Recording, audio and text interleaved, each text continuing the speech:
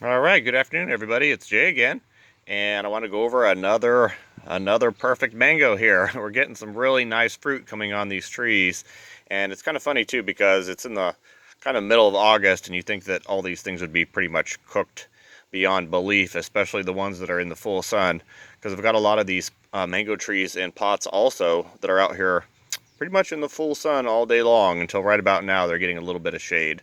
But man, these things are just absolutely perfect. And I just wanted to show you guys that these mangoes, when the tree is healthy, when the mango tree is in really good shape and good condition, your mangoes shouldn't sunburn like ever, really. I've never really had any of the ones sunburn around here, only on some of the trees that have been struggling, and it seems like, it's like a root system problem or a nutrient plot problem or something that it's not able to push up the nutrients and water up into the fruit and keep it looking healthy even when it's sitting out here in the full sun like these mangoes are. So this is a Bailey's Marvel, and this is an absolutely beautiful fruit. Another one of these where it's just completely blemish free.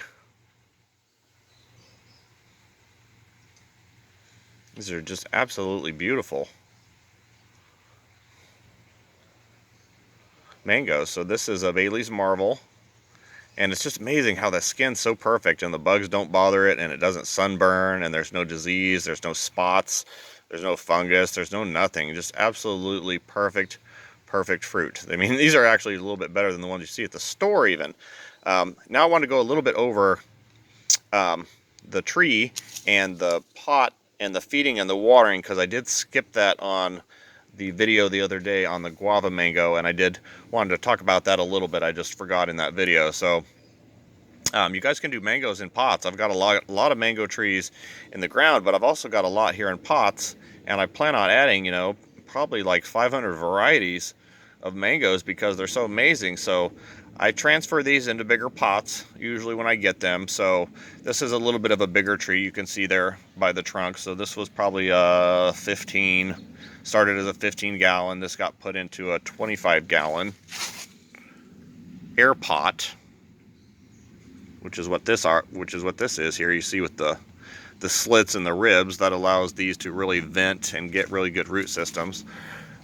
Also, I've got them on water. I've got them on irrigation. So you see here, it's got the little drip emitter there, and I've got a little drip emitter over here on this other side so that it covers the entire pot and keeps everything nice and moist on this mango tree. And as far as watering goes, these get watered every day if they're in a pot, especially in the summertime. Not in the wintertime, but summertime, yes, because that water dries up fast in a pot. So these little drippers come on for 5 minutes, water the pot, and that's just enough, obviously enough water to produce a very nice tree and a very nice fruit too. So that covers the water.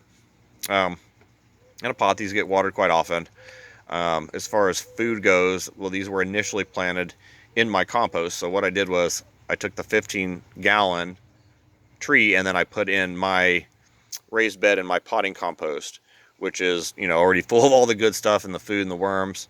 And so that tree is able to just grow right into that medium now.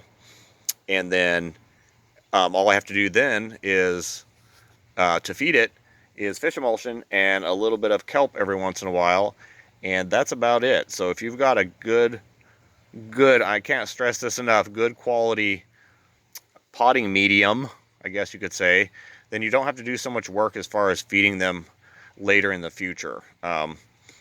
And I know it's a little bit more expensive to get nicer stuff, get good soils for these trees, but you also have to consider that they're going to be in these probably indefinitely. Like, I may never change the soil in these pots.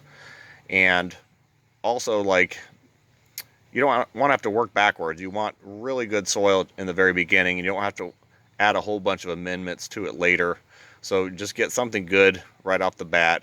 And this didn't use that much soil. I probably used, I don't know, maybe a bag to fill this 25-gallon pot, because the 15-gallon filled most of it.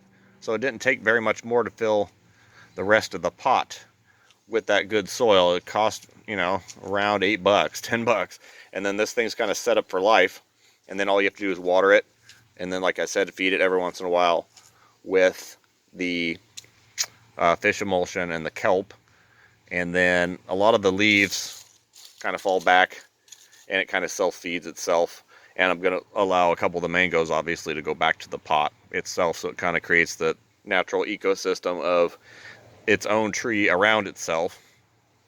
I know a lot of people remove like the leaves and things, and that might be okay in the ground because they're able to grab more nutrients. But I think leaving them in the pot is a good idea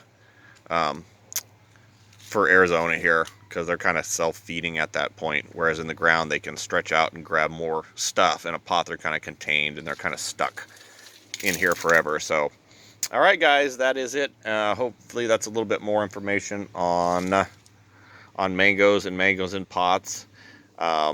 They're wonderful, guys. If you don't want to do them in the ground, do them in the pots, and then you guys can have mangoes for, I don't know, a good 4, 5, 6 months depending on the year. So all right guys, that is it. Bailey's Marvel, another beautiful, perfect mango. All right guys, thank you for watching.